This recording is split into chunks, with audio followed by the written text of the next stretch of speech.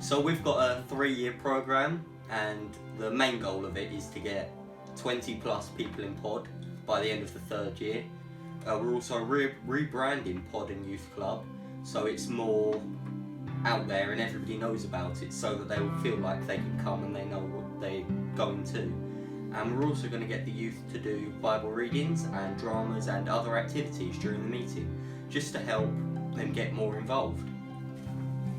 So under our new mission plan, we're going to try and get as many people as possible involved in a small group of some type. You find a small group that you can go to. It may be an evening one, it may be a daytime one. We do have available virtual small groups which you can do on your smartphone. Ask and we should give you the advice.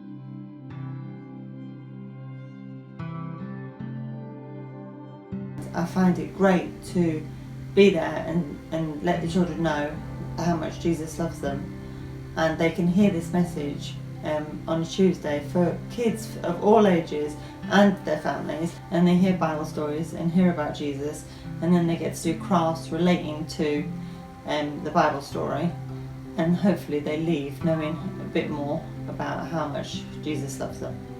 My favourite Bible story is the birth of Jesus, because it's how Jesus was born and how he grows up to be the saviour of our world. The Easter story. No, it's For me, coming to church is good. I've been here all my life, I know a lot of people, but I'm very aware that there are some people that go to church that may feel a little bit left out, a little bit isolated. It's a big group of people. And so this is why small groups are very important, because there you get a much more sense of belonging. You get to know people on a more intimate scale.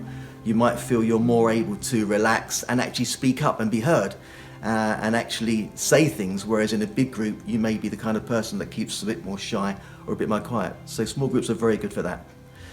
I can see the benefit of small groups, but actually my lifestyle and the complex elements of life with 2 young children and full-time jobs and stuff, I'm not able to commit to going to a group every week or every other week. So it's really, really lovely that we can have the virtual small group where we listen to the podcast and can discuss it with each other. And because that happens every other week, I know that I've got a designated podcast to listen to. So that relationship within small groups still kind of happens without having to physically be with each other.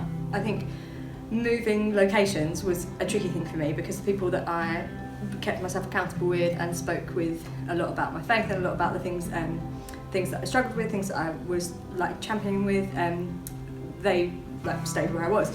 Becky actually suggested that we like kind of have that accountability relationship, and so we've got that going, and making sure that you know that you can talk to that person about any struggle that you might have in your faith, or anything that you might be questioning, or anything that you might think, oh, I just don't understand that part of the Bible, or like anything really. It's really helpful.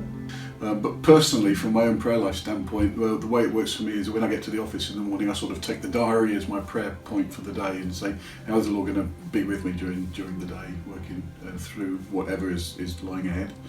And then I have a moment at the evening, this is my regular pattern, where we use a system called Examine, but it's really thinking about what's gone on during the day and thinking about how God has been in that and how I've responded to him during that. So it's really summing up the day and seeing how he's been active in the day. And I think that really brings a relationship alive when you continue doing that. Reading the Bible is really important to me, and is something that I do every day. At the moment I'm trying to read the Bible in a year, and I'm finding that that's really encouraging. Some of the passages are really hard to read as well, and I do have to set aside a set time every day to do that. But I love the apps that you can get on your phones these days, where there are so many different Bible readings and things like that that you can look at every day, and it will give you a reminder.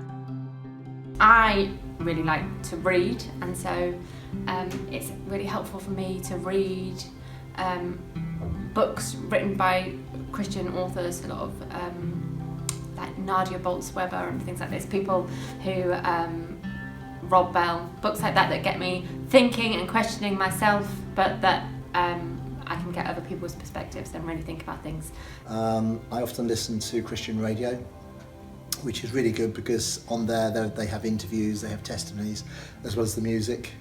And sometimes I'm going to work and not necessarily thinking about too much, but I hear some words of a song.